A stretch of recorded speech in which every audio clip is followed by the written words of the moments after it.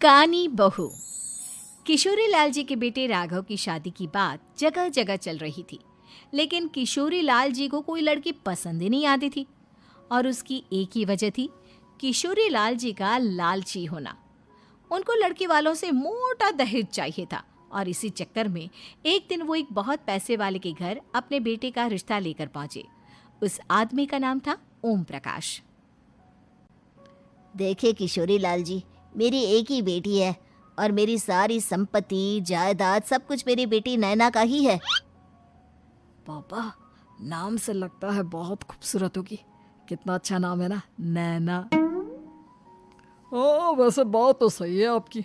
अब इतना पैसा है, जमीन जायदाद है, इकलौती बेटी, आप भी क्या करेंगे? सब कुछ उसे ही देंगे ना। बिल्कुल ठीक पहचाना आपने। बस बेटी की शादी और सारी जायदाद उसके नाम। पापा, बिना देखे हाँ कर दीजिए ना। इतना अच्छा रिश्ता फिर कहाँ मिलेगा? माला माल हो जाएंगे हम। मैं अपनी बेटी को बुलाता हूँ। अरे नहीं नहीं नहीं नहीं, आपकी बेटी का नाम नैना है, सुनकर ही लगता है बहुत सुंदर होगी।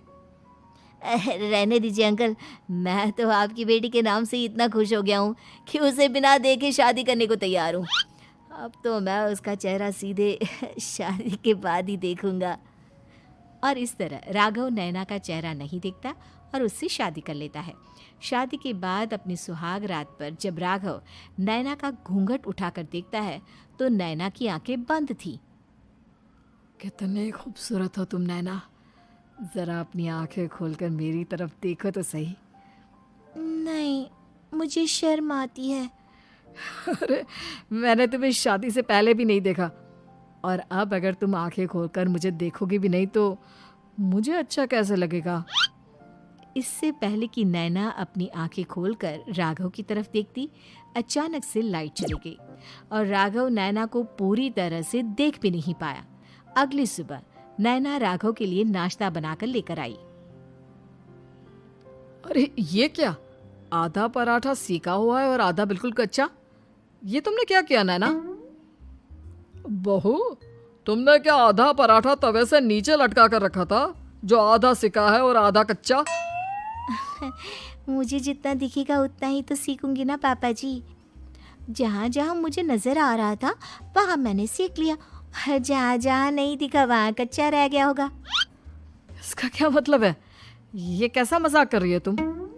अरे बहू, तुमने इतना लंबा घूंघट क्यों लगाया हुआ है? देखो, हमारे घर में बहुओं को बेटी की तरह रखा जाता है, और फिर तुम तो इतना सारा माल लेकर आई हो। देखो, ये घूंघट डालकर रखने की कोई ज़रूरत नहीं है। हाँ नैना, पापा जी ठीक कह रहे हैं, तुम तो आराम से रहो, अपना ही घर समझो। नैना अचानक से अपना घूंघट उठा लेती है। अरे ये क्या पापा, नैना की तो एक आंख फूटी हुई है।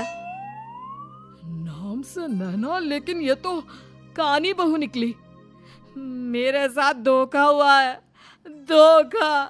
बिना दिखाए अपनी कानी लड़की मेरे संग ब्याह दी। मुझे कानी बीवी नहीं चाहिए। मुझे अभी ओम प्रकाश जी से बात करनी पड़ेगी। आखिर उन्होंने मेरे साथ ऐसा किया क्यों? अरे, आप लोगों ने ही तो पापा से कहा था कि आप लोग शादी से पहले मुझे देखना नहीं चाहते। अब मेरे पापा पर क्यों इल्जाम लगा रहे हैं? अरे लेकिन उन्हें बताना तो चाहिए था ना कि तुम कानी हो, एक आंख से तुम्हें दिखाई नहीं देता। किशोरी लाल और राघव नाराज होकर ओम प्रकाश को अपने घर बुलाते हैं। पापा जी, ये आपने क्या किया? शादी से पहले बताया क्यों नहीं कि नैना की आंखों में परेशानी है? अरे, आप ही ने तो लड़की देखने से मना कर दिया था। अरे लेकिन आप बता तो सकते थे। आपको तो हमारी बेटी की प्रॉपर्टी चाहिए थी, वो भी पूरी की पूरी। अब क्या हुआ अगर उसे आधा दिखाई देता है? प्रॉपर्टी तो आपको पूरी मिल गई ना। अरे ये क्या बात हुई? मेरी शादी प्रॉपर्टी से नहीं, आपकी बेटी से हुई है। अब ये तो पहले सोचना चाहिए था, तब तो मेरी प्रॉपर्टी देखकर तुम्हारी जुबान लप लपा रही थी। लेकिन मैं कानी लड़की को अपनी बीवी बनाकर नहीं रख सकता। पापा, कुछ करिए ना आप। हाँ, करता हूँ। देखिए ओम प्रकाश जी, आप हमारे साथ ऐसा नहीं कर सकते। और तुम देखो, अगर तुमने मेरी बेटी से शादी तोड़ी ना, तो जो भी प्रॉपर्टी मैंने तुम्हें दी है वो तो पूरी की पूरी वापस ले ही लूँगा, और आधी प्रॉपर्टी तुम्हारी भी लूँगा। अरे मेरी आधी प्रॉपर्टी भला क्यों लेंगे आप?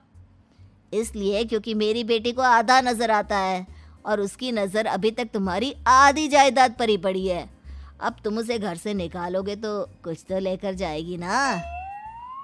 और अगर हम आपकी बेटी को अपने घर की बहू बना कर रखे तो? तो तुम्हारी पूरी प्रॉपर्टी तुम्हारी ही रहेगी, और जो मैंने तुम्हें दिया है ना, उसमें से बस मैं आधा लेकर जाऊंगा।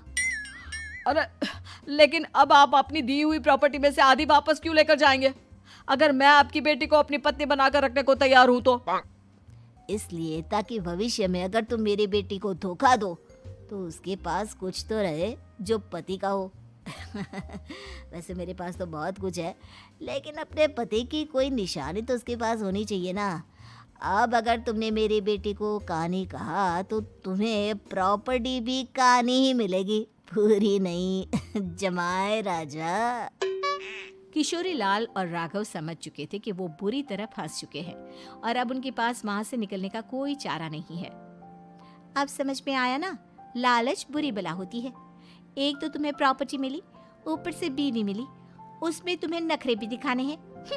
आए बड़े, चुपचाप बैठो दोनों। कुछ दिनों के बाद नैना राघव की कार लेकर बाजार घूमने निकलती है और जब कार लेकर वापस आती है, ये क्या? एक तरफ से मेरी गाड़ी पूरी खराब हो चुकी है। लगता है तुमने मेरी गाड़ी को किसी दूसरी गाड़ी के साथ एक्सीडेंट किया है। अरे अरे कितना बड़ा नुकसान कर दिया तुमने बहू। वो क्या है ना पापा जी, मुझे एक आंख से दिखाई नहीं दे रहा था, सामने से गाड़ी आ रही थी। मुझे तो सिर्फ आधा ही दिखाई दिया और वो गाड़ी मेरी कार से रगड़ते हुए निकल गई। अब मैं क्या करूं बताओ? आप इसे ठीक कराने के पैसे कौन देगा? तुम्हारे पापा। तुमने मुझसे इस तरह से बात की? अभी रुको।